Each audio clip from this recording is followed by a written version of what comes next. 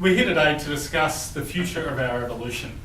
2 weeks ago, we just hit 7 billion people on the planet. And being such an interconnected population, it's highly unlikely that we're going to experience a branch off into 2 species. But some people take it a step further and argue that with such a large remixing gene pool and modern medicine helping us to overcome natural selection, are we in fact living through a slowdown in our evolution? Emphatically no. We're actually rewriting the whole playbook for it. Back in the late 90s, Green Day had a song, Paranoia, that contained the assertion, I've been around the world and found that only stupid people are breeding. And this guiltily resonated with me to a point. That was a point that I bred. It's hyperbole, it's obviously politically incorrect, but it's based on the truth. High IQ people have less children than those with low IQ. There's also evidence to suggest that they start the process later, which compounds the impact of that fertility variance. Now, the obvious conclusion that you draw from that is that population IQ should therefore be declining. But it's seemingly contradicted by something known as the Flynn effect, which is that IQ scores have actually increased in most countries since record keeping began. So to reconcile between these two facts, we need to distinguish between genotypic IQ, or your gene-based potential IQ, and phenotypic IQ, which is your realised IQ after the impact of environmental stimuli is taken into account. And nutrition is an example of that. And what we've actually seen is a rise in realised IQ that has been offsetting an underlying decline in genotypic raw potential IQ. And with many countries now seeing a halt, perhaps even reversal of the Flynn effect, we're now left with a rather depressing prospect in the future of seeing a transparent decline in IQ. Estimates have been that between 1950 and 2000, we actually dropped off almost a full genotypic IQ point off the entire population, with more than that to follow in the next 50 years. And cumulatively, we're talking about 14 billion less IQ points on the planet than there would have otherwise been. So how could that be the case when evolution is supposed to be this slow-moving phenomenon that occurs over tens of thousands of years? Well, the answer is that evolution doesn't always occur at a constant velocity. Rather, a species will experience often long periods of optimized equilibrium, punctuated by more rapid bursts of evolution, often in response to an environmental change. And we've created some doozies on that front. And when people look at how our species is evolving, often they focus on physical traits, height, weight, aspects of the immune system. But for as long as we maintain relative mastery over our own living conditions and keep a reasonable lid on infectious disease, selection on physical traits will be far less important than it's been in the past. And in its place, those heritable mental traits that correlate, and they don't even need to be causal, with wanting more children will be the ones that establish gene dominance within our species. So to back it up, we start off in prehistory with natural selection focusing on 2 components. We've got survival selection, who gets to reproductive age, and sexual selection, which is your mating frequency and partner quality once you get there. But this next phase of evolution I label as self-selection. Now, on survival selection, we've created some enormous changes with regards to our living environment. We've had the impact of supermarkets, homes and hospitals, which have turned survival of the fittest into survival of nearly everyone, thereby dampening this extremely bitter, but at the same time extremely powerful force in keeping our species fit. And on the next front of sexual selection, and I can't emphasise this enough, it's the impact of decoupling sex from breeding.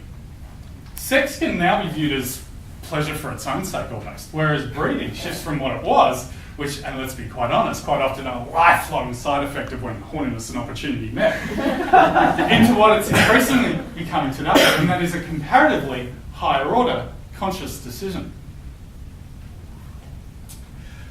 So, while the IQ point that I raised earlier might be a little bit disheartening, some positives could come out of self-selection. For instance, emotional intelligence traits have been shown to be heritable. So you can make a reasonable hypothesis that in the future our species will become more empathetic, as those people who like caring and nurturing for children will be the ones who decide to have more children and thereby straight up give themselves an evolutionary advantage. By that same mechanism, however, this could lead us back firmly on the Malthusian track of overpopulating the planet, with the steps as follows. Sex used to play the role of reproductive catalyst, but we smart humans found a way around it to circumvent it and dampen population growth again. But then evolution kicks in and finds a way of keeping us breeding at a rapid rate by effectively de-emphasising sexual selection. So I'm sorry, ladies of the future, but his genes are not winning. And instead selecting more on the desire to have children for its own sake. So this guy's genes, in comparison, are winning. My one caveat on overpopulation is that in the future may rely a lot more on assisted pregnancies, as deleterious genetic mutations of the reproductive organs are effectively supplemented and subsidised by modern medicine. So, unintelligent but empathetic overbreeders. I'm highly conscious that this could spark some negative sentiment, so I want to withdraw just for a moment to an area where no one ever disagrees. On this next graph I've got here, we see on the bottom axis frequency of religious worship attendance. And on the y-axis going up and down, we've got the number of children. Now this is from global data on 82 countries. That's a really strong correlation. And it's seen within countries, it's seen across countries, it's seen with every one of the world's major religions, and in fact, at its most extreme, with those more fundamentalist branches. So for example, if I was to show this graph looking at ultra-Orthodox Jews or the Amish, we would see birth rates that would be way above secular levels. But this in itself doesn't prove religious genetic evolution, because even though it's relatively easy to prove a correlation between a child's religiosity and that of its parents, that could just be due to cultural immersion. And if it is just cultural immersion, we could still end up in a society where more people practice religion. But that would again just represent cultural evolution, not religious genetic evolution. So to help shed some light on this, we should thank God and or research psychologists, depending on your leanings, for twin studies. The most telling piece on this came out of the University of Minnesota, which showed that as an individual matures, nurture takes a step backwards, whilst your genes really step up in helping to determine your religiosity as an adult. So we again see selective pressure on a heritable trait. By that same mechanism, and to take it on a little bit of a side stroll, wouldn't it be a bitter irony for natural selection believing atheists if they were being selected against in the evolution of our own species? So I hope I've made the case for you today how our species has rewritten the playbook on our evolution. But I think we're going to change it again, because whilst the changes I mentioned here could occur fairly rapidly on a typical evolutionary timescale, biotech advances have the opportunity to be faster still. And if these technologies become widely available and, importantly, widely accepted in their use, we could enter a third phase of our evolution. So, we started off with natural selection, driven by sexual selection and survival selection. The next phase in our evolution, which we're in right now, is the era of self-selection. But the next era is that of scientific selection. Or put it another way, phase 1, who gets to reproduce. Phase 2, who wants to reproduce. And phase 3, what traits do those people want to produce?